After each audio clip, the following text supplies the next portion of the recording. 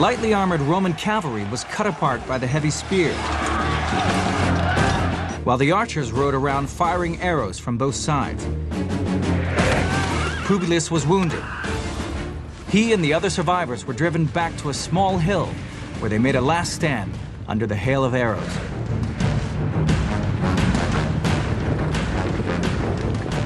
Publius refused to be taken alive. When he went to stab himself, an arrow pierced his hand, so he ordered his armor-bearer to kill him with his own sword. The Parthians cut off his head and stuck it on a spear. Several miles back, Crassus was completely unaware of any of this. The assault had eased. He had a moment to breathe. But he did not realize it was at the expense of his own son. He disbanded the square and lined up his troops in normal battle order.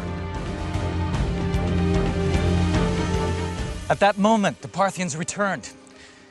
To his horror, Crassus saw the lead horseman brandishing his son's head on a spear. It was a devastating effect to all who saw it. Needless to say, this was rather demoralizing. This was the final disaster for Crassus. He maintained his dignity. He got through the remainder of the day saying, "It is my loss, it is not your loss. Fight on." But that night, he collapsed altogether. Now the cataphracts attacked the Romans head-on with their heavy spears, while the archers rode around the flanks, raining arrows into the tightly packed formation. Some of the Parthians shoot directly, others shoot arrows up into the air, which will come down from the top, and you can't use a shield simultaneously against both those. They have long-range bows and arrows, and the Romans could not close with them. That was the problem. They had to put up with this constant hail of arrows. But it was close to nightfall, and this saved the Romans. Crassus was too distraught to take any major decisions. When it was dark, Cassius and the other commanders decided to move out of their positions and head for the nearby town of Carrhae. They left behind nearly 4,000 wounded. At dawn, the Parthians rode in and slaughtered all of them.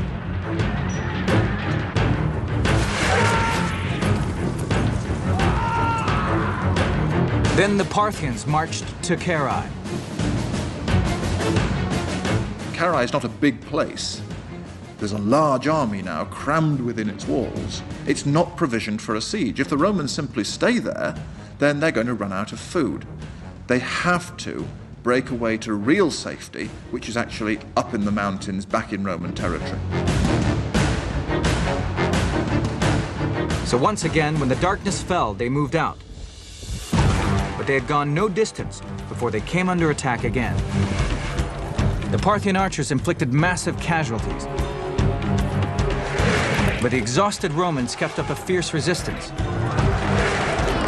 Crassus's officers covered him with their shields to protect him. But unfortunately, some of the men seem to see the only way out as being to have a peace settlement. And that's where discipline really does start to break down, when the Surena seems to offer it. Surena suggested that Crassus meet him to discuss peace terms. The king of Parthia would offer him a truce if he withdrew. Crassus and his troops said, "Oh, we want to talk. We really want to talk. Everything will be okay. Let's talk, let's talk. You should talk." Crassus was suspicious, but his soldiers were keen for any chance of survival. The Parthians offered him a horse, and as he mounted it, a scuffle broke out between Surena's officers and his own. In the melee that followed, Crassus was killed. His head and his right hand were cut off. When Crassus is killed, along with some of his chief deputies, the army really is rudderless. And I think it's hard for us to overestimate how difficult it would be for an ancient army, far from a camp, in adverse circumstances, in a climate that they don't understand. Now there was a general attack on the remaining Romans. A few escaped by fleeing into the hills, but most were killed or captured. Crassus's glittering dream had become a Roman nightmare. Since he entered Parthia, 20,000 Romans had been killed and another 10,000 taken prisoner. His 7 legions were no more. Their 7 eagle standards had been captured. There was no greater dishonor. Surena returned in triumph to King Herodes. When he arrived, the king was watching a play which featured an actor holding a severed head. He threw him the head of Crassus to hold instead. In the space of 6 months, Crassus has gone from being the richest man in Rome to a prop in a Greek play.